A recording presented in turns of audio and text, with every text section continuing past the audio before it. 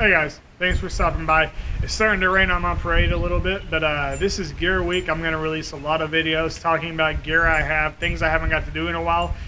These videos typically don't fare too well up front, so if it's not your cup of tea, if you're not looking for this, I understand, no hard feelings. But over time they do well, so I think I might be onto something with my reviews. What I want to talk to you guys about today is actually my newest rod, even newer than my Daiwa Laguna. It's the Lews SG1. It's the Speed Stick. It's an MI6. It is a heavy rod, right? We're talking a heavy rod. I mean, it is not the most comfortable to hold and cast all day, especially when you consider his purpose. I got this guy for the sole purpose of throwing my glide baits. He supports lures of ½ ounce up to 2 ounce. So river to sea 200, anything up to 2 ounces. Ideal for this. And you know, if you're into glide baits and you're trying to break into that in your entry level, it's not the cheapest thing in the world.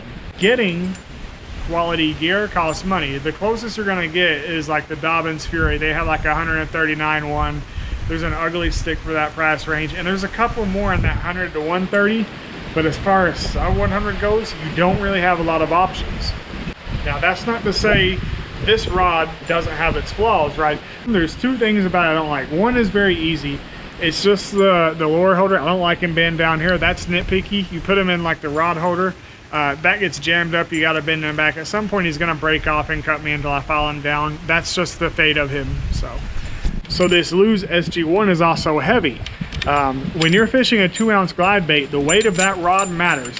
When I've got this guy and I'm slinging that glide bait and I'm slinging it all day, because when you're fishing a glide bait, you're going to throw that glide bait all day long. You're going to throw them 1,000 times to get 4 bites, but those 4 bites, you're looking to get those big bites, right? That's why you're fishing it. Small baits, you go with a Gopa Live minnow. If you want big fish, you go with big baits. So I use them for my ½ ounce spinners. I use them for anything over a ½ ounce at this point and up to that 2 ounce range.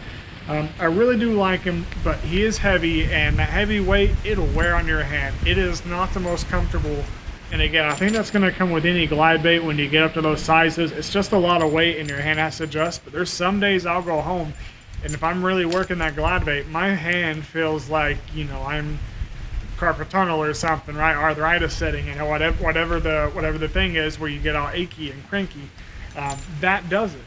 But as far as the rod goes, I don't know that you can find another one in that sub 100 range, let alone a sub 50 range. It's going to get you throwing a glide bait. I've got them paired up with a favorite Defender. This is not the best reel for this. Really, I need something 250 spool size or bigger. This is just like a 150. This is not very big at all. But I will say he's holding up pretty well considering what I'm doing with him. I expect him to last a month or so, just kind of a holdover until I can get me something I really wanted. But so far, we're about 2 months in. He's holding up. I've caught fish on him. I haven't caught any monsters on him, which is surprising yet.